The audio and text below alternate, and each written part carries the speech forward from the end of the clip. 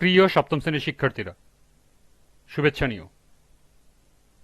আজকে আমি তোমাদের বাংলাদেশ ও বিশ্ব পরিচয় বিষয়ের নতুন বই থেকে সপ্তম অধ্যায় বাংলাদেশের জনসংখ্যা পরিচিতি এই অধ্যায়ের ৬৫ পৃষ্ঠার কাজ সমাধান করে দেব।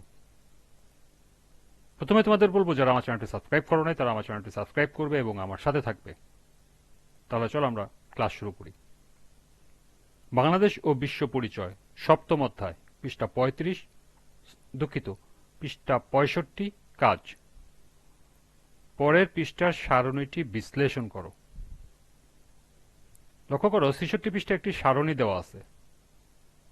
এই সারণীতে বাংলাদেশের বিভিন্ন বছরের আদমশুমারি অনুযায়ী জনসংখ্যা বৃদ্ধির হার দেওয়া আছে। আদমশুমারির বছর এবং জনসংখ্যা বৃদ্ধির হার দেওয়া আছে। এই তথ্যগুলো বিশ্লেষণ করে উপস্থাপন করতে হবে। তো চলো এখন আমরা এর সমাধান দেখে নিই। সারণীতে বাংলাদেশের বিভিন্ন বছরের আদমশুমারি তথ্য অনুযায়ী জনসংখ্যা বৃদ্ধির হার তুলে ধরা হয়েছে। সারণীটি নিম্নে বিশ্লেষণ করা হলো। ১. ১৯৭৪ থেকে ২০২২ সালের মধ্যে জনসংখ্যা বৃদ্ধির হার ধারাবাহিকভাবে কমেছে। ২. ১৯৭৪ সালে জনসংখ্যার বৃদ্ধির হার ছিল সর্বোচ্চ ২.৪৮%। ৩. ২০২২ সালে জনসংখ্যা বৃদ্ধির হার কমে দাঁড়িয়েছে ১.২২%। ৪.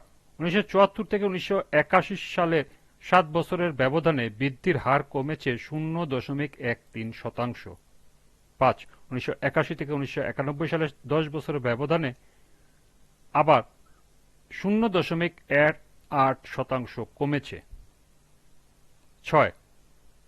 ১৯৯১ থেকে ২০০১ সালে ১০ বছরে কমেছে ০.৫৯%।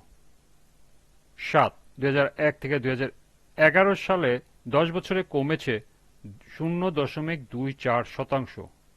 ৮. ২০১১ থেকে ২০২২ সালে ১১ বছরে কমেছে ০.১২%। পরিশেষে বলা যায়, বাংলাদেশ গত কয়েক দশকে জনসংখ্যা বৃদ্ধির হার উল্লেখযোগ্য হারে হ্রাস করতে সক্ষম হয়েছে, যা একটি ইতিবাচক দিক। এই ধারা বজায় রাখতে হলে সরকার ও জনগণের সম্মিলিত প্রচেষ্টা প্রয়োজন।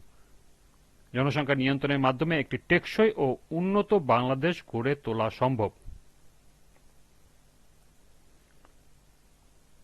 এ ছিল এই কাজের সমাধান। আজকের ক্লাসটি এ পর্যন্তই।